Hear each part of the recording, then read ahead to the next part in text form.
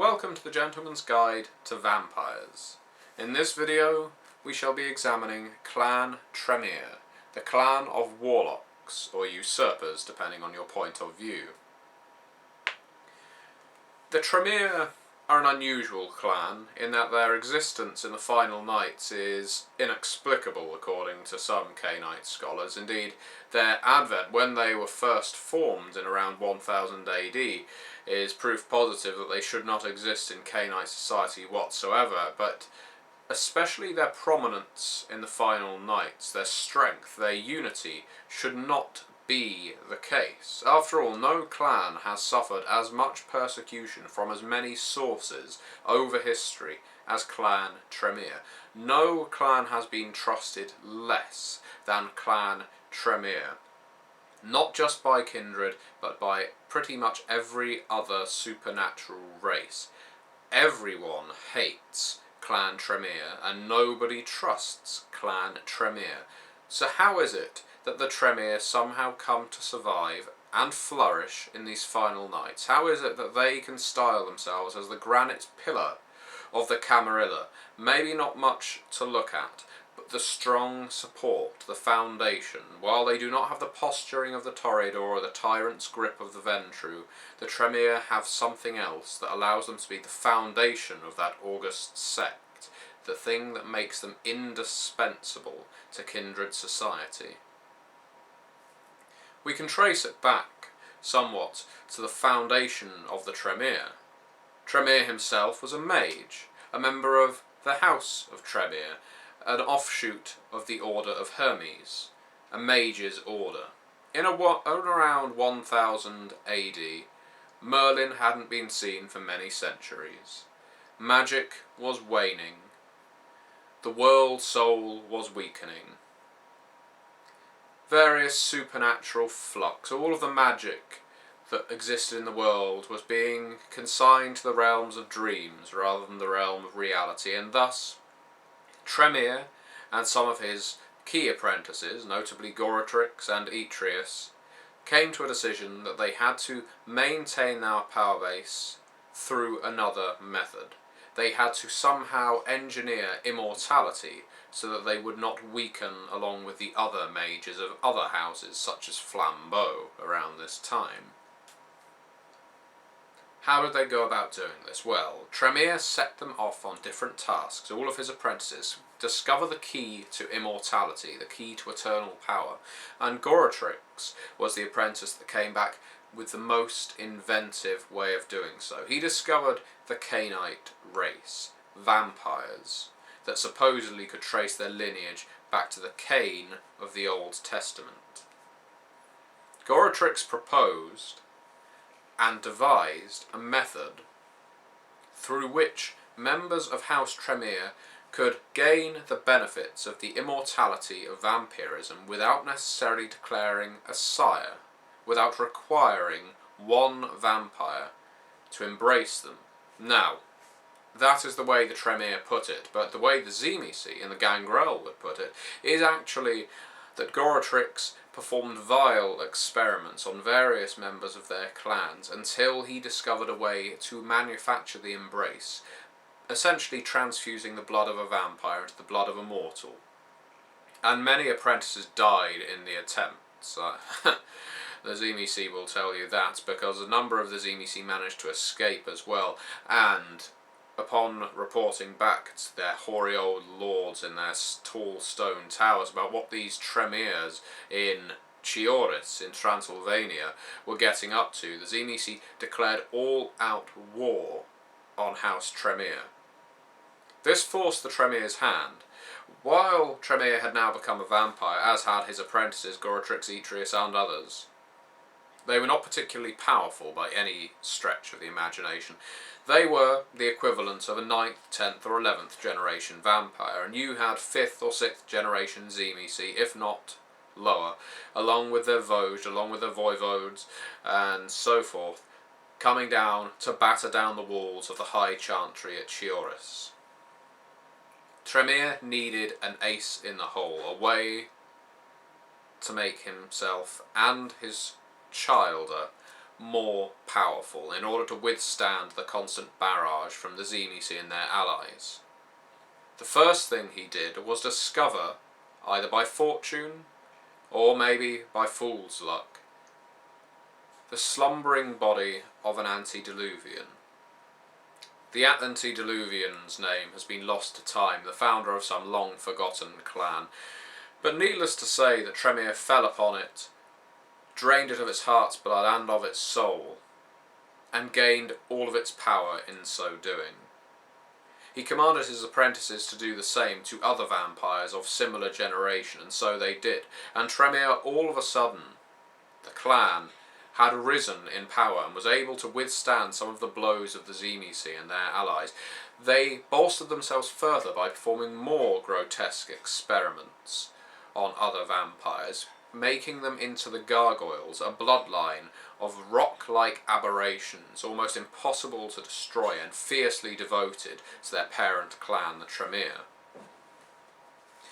So while they were being attacked from the east by the Tzimisce, the allies of the clan that they had struck down through their rampant diablerie were also attacking them from the south and the west. Somehow the Tremere were constantly able to withstand these attacks, and the way that they have managed to do this, and the way they have managed to do similar things throughout the centuries through to the final nights, is not because they have particularly high walls. It is because of the discipline of thaumaturgy. Now this is the key to the Tremere, the thing that they hold over all other vampires, and while some Tzimisce may have their Koldunic sorcery, and while some Assamites may have their hedge sorcery, the Tremere have an entire blood magic at their disposal that is not constrained to one path that can manipulate the blood of others or the flames that rise from pyres. They can control the earth, they can control the weather. Some say that in these final nights they can even control technology, they can control spirits. With thaumaturgy and its many offshoots, they have infinite power at their disposal. Now the Tremere are not so foolish to go around flaunting this power. If they did, they would become even more hated than the Bali. What they do is offer this power to others. They will very rarely train another vampire from outside of Clan Tremere in thaumaturgy, but what they will do is make themselves indispensable to that clan. So when the Ventrue were at war with the Tzimisce during the War of Princes, what did the Tremere do? Well, the Tremere offered some of their mages, their vampiric mages, to the aid of the Ventrue. Thus the Ventrue called them allies, and the Tzimisce were beaten back. The Ventrue gained a hold in Eastern Europe. The Assamites were attacking the Tremere because the Assamites were allies of this clan that the Tremere had nigh all wiped out with their insidious rumours, with their own redirection of persecution. How was it that they saw off the Assamites? Why, they offered their thaumaturgical aid, along with other arcane knowledge, to clans such as the followers of Set, to clans that were participating in the Crusades and striking against the Assamites. The Tremere, like a serpent or like a worm, slithered their way into the graces of all other clans at one point or another, except perhaps the Tzimisce and the Assamite, until they had become indispensable. You could not remove the Tremere without the entire house of cards coming tumbling down. And that is the key to the Tremere. The Tremere become such an intrinsic part to kindred society that by removing them you remove a key advisor, or you remove the linchpin that keeps diplomacy even, because the Tremere are not as concerned with material politics as a vampire from Clan Ventrue or a vampire from Clan La Sombra. They do not wish to rule a city. This is why they have a regent in most major cities. This is not to rule. Sometimes it is to advise, but for the most part it is to feed information back. The regent acquires information from all of the other warring clans, and it goes all the way back to Vienna, where the Tremere's new High Chantry is made. What of Tremere himself? Well, the founder of Clan Tremere has not been seen for many centuries, especially by vampires of other clans. But it is said by some of his most faithful apprentices that he has taken on a bizarre, aberrant form, that he resembles nothing more than a serpent or colossal parasite, an armless and legless worm. Why is that? Perhaps it is something to do with the vampires from which he was originally taking blood, of Clan Zemisi and their mutations. Perhaps it is because the antediluvian that he devoured so hungrily in his quest for power has actually seized control over the body of the Magus, that the Tremere, in his pride, in his hubris, was not aware of the true power of a third-generation vampire.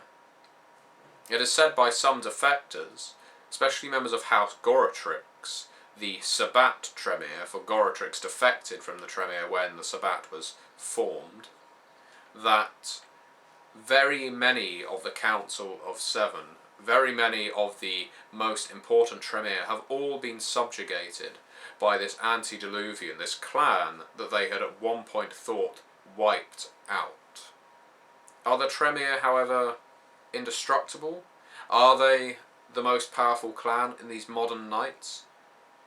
Possibly so. Their unity is unlike any other, and it is partly due to their curse.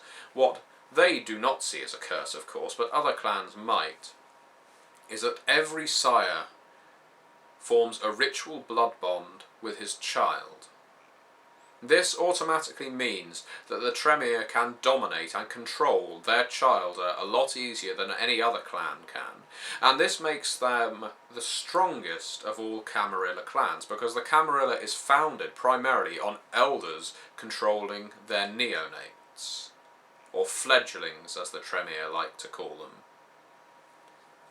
This does not make it some great pyramid scheme as such, where all the shit rolls downhill. Anyone who tells you that is not quite understanding the concept of the Tremere. They are not a pyramid in structure. They are a pyramid in social standing, however, because mentor and apprentice relationships are vitally important to the continued existence of Clan Tremere and their bolstering strength, for apprentices can teach mentors much, and the Tremere value this.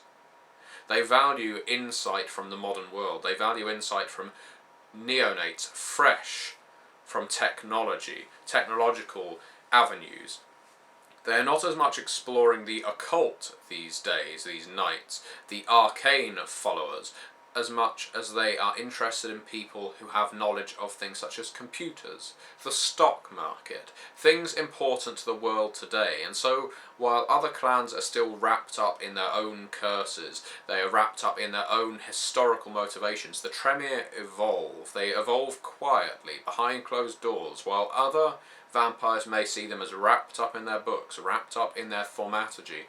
What the Tremere is actually doing is gaining a foothold into the world itself. The Tremere realise that rather than controlling directly, they are best off advising, pushing people into certain courses of action. Is it true that they took part in the Second World War and were fervently on the side of the occult dealings of the Nazi Party? Some vampires may well spread that propaganda, but a Tremere would have you believe otherwise. A Tremere would state that was merely human folly, but the Tremere did learn much through that freedom to experiment that the Nazis gave them. The Tremere are not good. Ander said, "Do not trust a Tremere." That is true. The Tremere's loyalty is primarily to his clan and then to his sect, but at the same time, the Tremere are fanatically loyal to the Camarilla, perhaps more so than any other vampire. The Tremere go clan first, sect second, individual third. How many other clans can say that they put individual anywhere other than first, except perhaps the Giovanni and the followers of Set? The Tremere are to be feared, for they present a unified front and a constantly evolving power base, a constantly evolving discipline, and they are the true controllers of the Camarilla. Thank you for watching.